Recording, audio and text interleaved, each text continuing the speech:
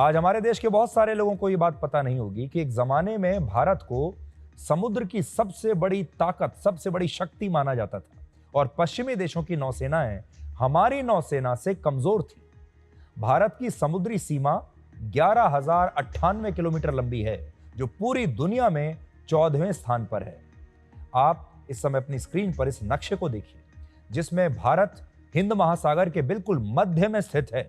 और पूर्वी अफ्रीका, मध्य एशिया, दक्षिण पूर्वी एशिया और ऑस्ट्रेलिया तक किसी भी समुद्री व्यापार के लिए भारत उसके केंद्र में आता है। भारत के लोथल में इस दुनिया का सबसे प्राचीन बंदरगाह है, जो लगभग 4,200 वर्ष पुराना है, यानी ईसाई धर्म से भी 2,000 वर्ष पुराना और इस्लाम धर्म से 2,800 वर्ष पुराना। जिस सिंधु घाटी सभ्यता से हिंदू और हिंदुस्तान शब्द अस्तित्व में आए, उससे 3 से 4,000 साल पुरानी सभ्यता की एक मोहर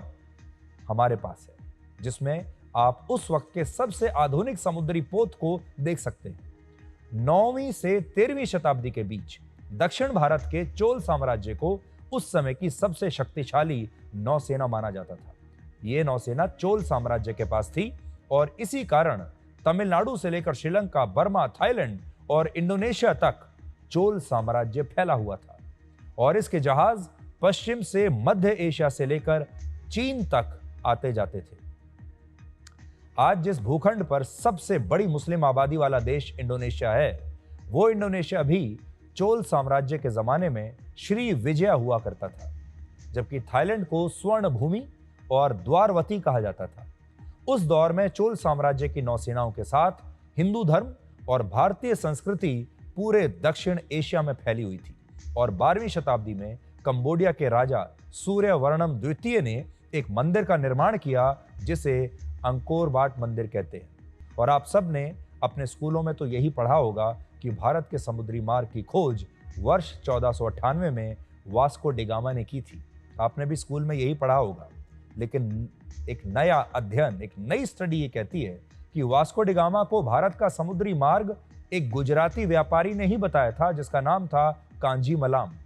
छत्रपति शिवाजी महाराज के बारे में ये बात तो आप सब जानते हैं कि उन्होंने मुगलों को काफी नुकसान पहुंचाया, उनके साथ संघर्ष किया, लेकिन ये बात बहुत कम लोग जानते हैं कि उन्होंने एक बहुत ही शक्तिशाली नौसेना का भी निर्माण किया था। छत्रपति शिवाजी महाराज उस जमाने में ये बात जानते थे कि एक महाशक्ति बनने के लिए एक समुद्री शक्ति बनना कितना आवश्यक है।